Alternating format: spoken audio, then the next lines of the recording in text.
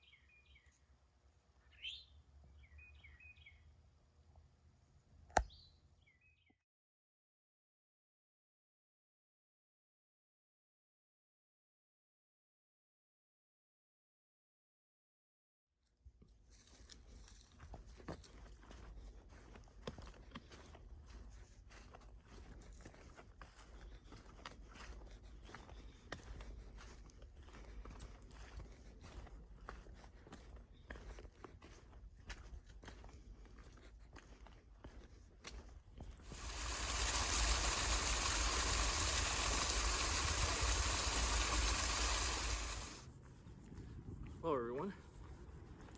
Check it out. I'm back on the trail. Yeah, I'm not back on the trail. I'm in Vegas. I just got back. I called Betty and asked her if she'd give me a ride home. She said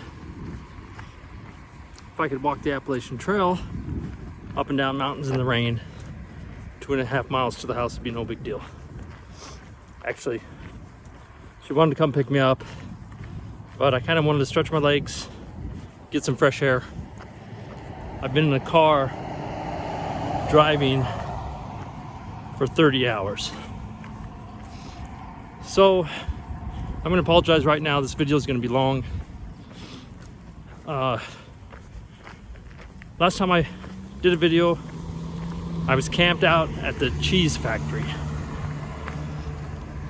Nice spot. Rained, of course, all night long. But when I got to that camp, my tent set up a lot easier. That night, I stayed a lot warmer. The tent stayed drier. I was starting to get the hang of setting up camp faster. The next morning, I broke down camp a lot faster. Kind of felt like it was getting a lot easier. So I left camp and I was going to try and make it to Dix Creek Gap, which was 13 miles. And it's one of the places where you can get off the trail, get more food, get a shower, do laundry, that kind of stuff. So I started hoofing it, got to the top of the first mountain, torrential downpour. Wind's blowing cold, sideways wind. And that was about 40 minutes. But after that, I thought, you know, that really wasn't that bad. So I think I was starting to get used to the rain too. And then the rest of the day, it just got brighter and brighter. And then I saw a little blue sky. And then I actually had to put my sunglasses on. The sun came out. Had some beautiful vistas. Turned out to be a really nice day. So I called the hotel to get a room and they were booked up. And then I called Betty and I said, could you try to find me a room in Hiawassee? So about a few minutes later, she texts me, because it's kind of hard doing that on your phone because your phone's going in and out. She got me a real nice room for that night and the next night. So I was going to do what they call a zero, take the whole day off. I was going to fix the leak in my mattress. I was going to sort some stuff out and send it back to Betty, stuff I didn't think I needed, and eat a lot of town food and just basically rest up for a day. So I went into town. Well, I got to Dix Gap and There was no shuttles there, which is kind of unusual.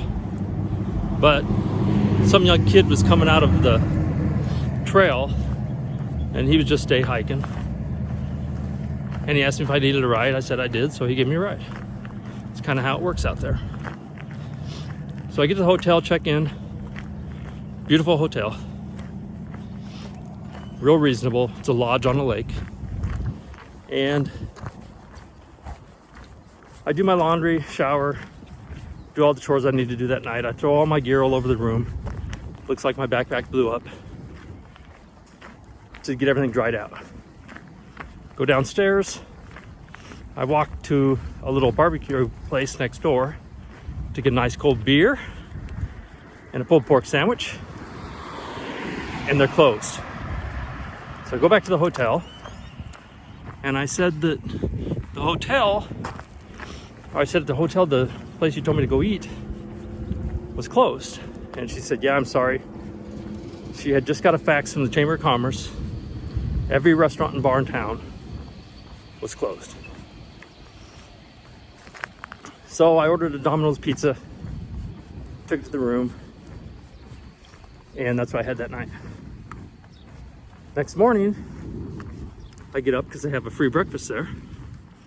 I go down to eat breakfast, and there's 3 hikers sitting there eating breakfast. The morning clerk says, for you guys that are staying here tonight, just so you can plan accordingly, there's no breakfast tomorrow. We've been ordered to stop serving food. Okay. So the 3 guys at the table said, that's all right, we're going home. And I'm like, you're all going home? They said, yeah. I said, are you guys together? No.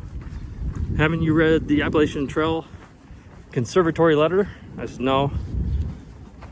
Let me read it. So I sat down, pulled up the email.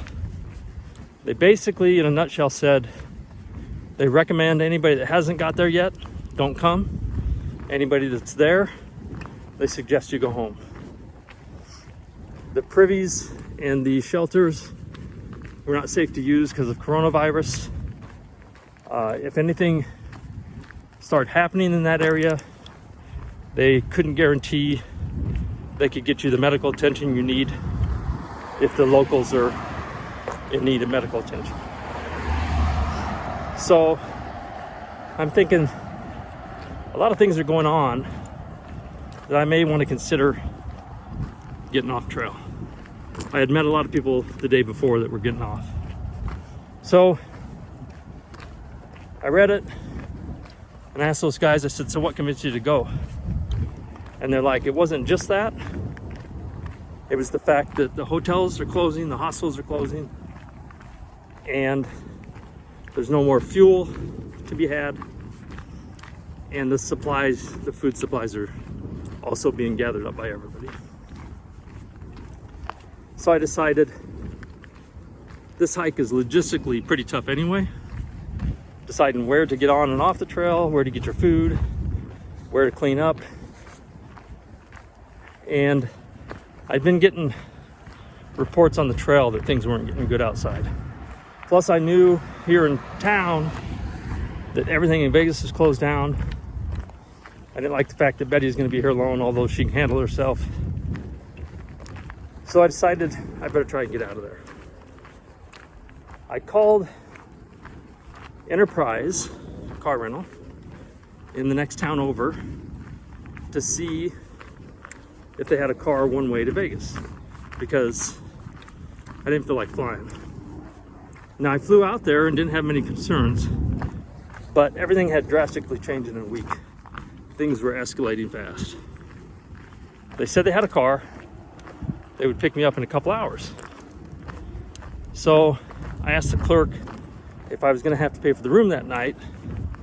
And she's like, things are so bad right now. The boss said anybody that wants a refund can have it. We're just trying to get all the hikers out of here. So I go up to the room, start packing. I immediately get a call from the car rental place. And I'm still thinking, should I really go, or should I just go another week and see what happens? The car rental place calls me, and they said corporate told them to take all their employees and their vehicles and go to Atlanta and shut that office. So now I know things are not good. But they can come and get me a car, but they got to come right now, not in 2.5 hours. So I said, all right, I'm ready. So they came and got me, took me to the car rental. It was the weirdest thing. By the way, Enterprise is awesome. I get there, and I got to cross a major road, so I'm going to stop here for a minute. I get there, and I go in. They said name, credit card, driver's license. I gave that all to them. They handed me a tablet. They said, do you have insurance that covers your car? I said, yes. My insurance covers the car. Initial here, sign there. Here's your keys. I said, well, what car is it? They said, the one they brought you in. I said, okay. I said, well, another thing, how much is it? Now, I was expecting for a one-way car from Georgia to Las Vegas, they were really going to stick it to me. $136 all in. And I'm like, how can you do that? And he said they were forgiving all fees.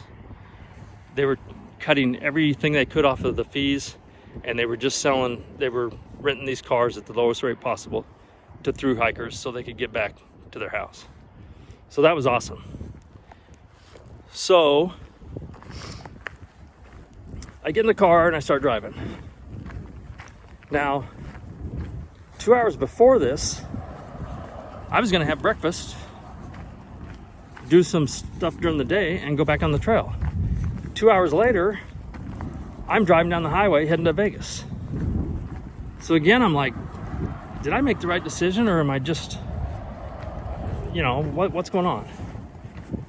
So at this point, I decided to go ahead and go home. I drove till about midnight, and it was a little strange. All the little gas stations that are usually open were closed, and people were sleeping in the cars, like at gas stations by the pumps. It was just a real weird thing. But I found a La Quinta hotel, and I parked in their parking lot, put the seat back, put the sleeping bag on, and I thought I'll get as much sleep as I can till they kicked me out. Well, I woke up 4 hours later and started driving again. So let me cross this street and I'll take up from there. Sorry about that. I'm back. So I get up and I start driving.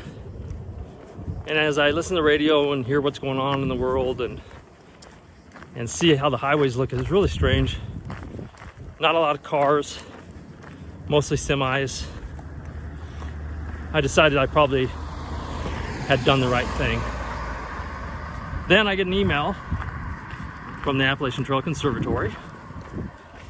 And this email says, any registered thru hiker or section hiker that is not on the trail, do not come to Georgia. Anybody that is on the trail, please leave the trail for at least 2 weeks. They will keep you informed. They also say they're shutting all the shelters, they're closing all the privies, all the ridge runners, who are the people that the first 100 miles or so, that help you out, tell you the rules. They're pulling all of them off the trails. They're not guaranteeing anybody's safety on the trail, and you've been warned, basically. Also, they mentioned that all the hostels are closing, all the restaurants, some of the hotels. It's just not a good deal. So here I am, back in Vegas. I was really disappointed at first. And then, I started thinking about it. There's so many people, especially here in Vegas, that I know that have lost their jobs. They're not getting paid. There's people dying of this stuff. So the fact that I have to delay this is really no big deal. If they can get the stuff straightened out by the end of April, which I don't believe they can, but by some miracle if they do, that will still give me enough time to finish the trail before they close the north end of the trail for winter. If that doesn't happen, which I think is much more likely, then we'll just do it next year. So that's where we stand. I'm probably gonna do one more video. I had a few people ask me to do a follow-up on the gear, to say what I liked about the gear I took and what I didn't like, what I'd get rid of and what I'd use again. So I'll probably do that. Oh, and since I did a shout out to my oldest grandson, Randall, and I did a shout out to my next oldest granddaughter, Shelby, now I have to do a shout out to my third grandchild, my favorite, Nolan. Well, Nolan, I was going to tell you Grandpa's still on the trail, but now I'm going to tell you I'm back, buddy. What's up? All right, everybody be safe, hunker down, take all the precautions you have to, and we'll see where this weird thing takes us. I appreciate everybody watching, and we'll either see you in a month or we'll see you next spring. Bye, everybody.